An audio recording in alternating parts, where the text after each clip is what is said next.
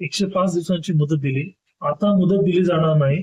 महाराष्ट्र दिन ते स्वातंत्र्य दिनाची 105 दिवसांची मुदत मराठी भाषेच्या शिक्षणासाठी दिली होती. या संदर्भात आता प्रताप सरनाईक मोठं वक्तव्य करतात.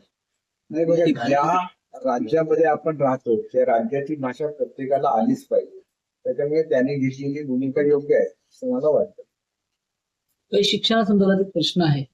महाराष्ट्रात 526 शाळा ह्या अनधिकृत आहेत, त्यातील 452 शाळा या मुंबईतील आहेत. काही शाळांवर कारवाई करण्याचे आदेश सुद्धा दिले. कसं काय सांगता? याचा हा खूप दिवस अनिर्णित राहिलेला प्रश्न आहे. शाळा कशा, त्यांना किती जागा असावी या संदर्भात नॉर्म्स आहेत. हे नॉर्म्स ज्या झोपडपट्टीच्या म्हणजे जे आपण म्हणतो की अतिशय एकत्र असं किंवा गर्दीच्या ठिकाणी ह्या शाळा निर्माण झालेल्या आहेत, त्याच्यामुळे ह्या शाळा ते नॉर्म्स पूर्ण करू शकत नाही. ज्यावेळेला मी शिक्षण खात्याचा मंत्री होतो त्यावेळेला ह्या शाळातील मुलांना जवळच्या शाळांमध्ये ट्रान्सफर करण्याच्या संदर्भातली एक योजना तयार केलेली होती, परंतु अजूनही त्याच्यावर पूर्णपणे अंमलबजावणी झालेली नाही आहे. आणि ह्या शाळा जर बंद केल्या तर त्या वस्तीतील मुलं ही शिक्षणापासून वंचित होती. म्हणून सरकारने थोडासा या संदर्भात थोडा हळू जाण्याचा निर्णय घेतलेला असतो. तर त्याला चुकीचा निर्णय म्हणता येणार नाही, कारण मुलांना सुद्धा शेवटी शिक्षण द्यायला लागतं आणि या ठिकाणी खरोखर जी आवश्यक नॉर्म्स प्रमाणे जागा उपलब्ध नाही आहेत किंवा ते नॉर्म्स तरी तेवढ्यापुरते शिथिल करावे. राज ठाकरे यांनी मुंबई गोवा महामार्गाची पाहणी केली आहे. त्यांनी ठेकेदारांमुळेच हा मुंबई महामार्ग रखडल्याचं म्हटलंय आणि टक्केवारी घेतली जाते असं त्यांनी आरोप केलाय. मला असं वाटतं की हा जो महामार्ग आहे तो शेवटी एकदा गणपतीच्या पूर्वी पूर्ण व्हावा म्हणजे सर्वच कोकणवासियांची भावना आहे.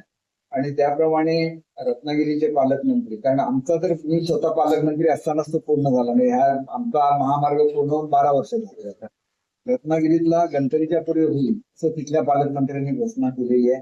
त्याचं मी स्वागत करतो, कारण गणपतीमध्ये एवढ्या मोठ्या प्रमाणात लोक येतात की भारतातलं सगळ्यात मोठं मायग्रेशन हे गणपतीच्या काळामध्ये मुंबईमधून कोकणामध्ये होतं.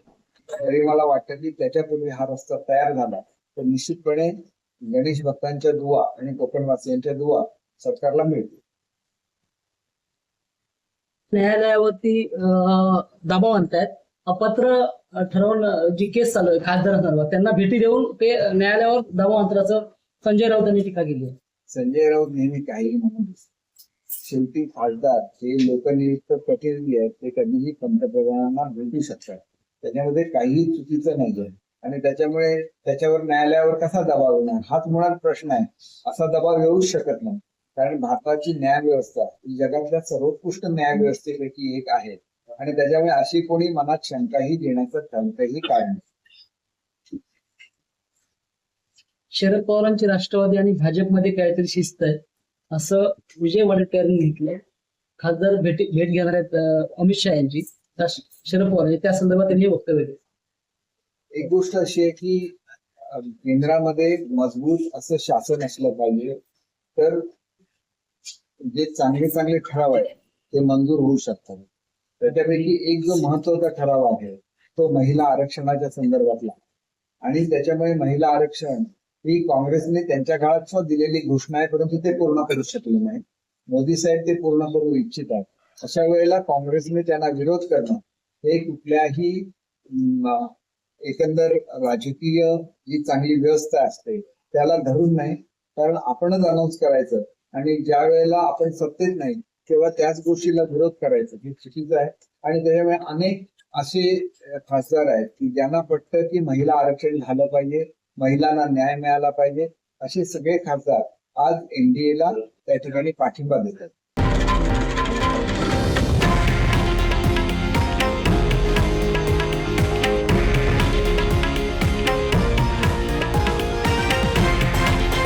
हे आहे देशातील नंबर 1 न्यूज नेटवर्क आणि आपण पाहत आहात TV9 मराठी, एकमेव.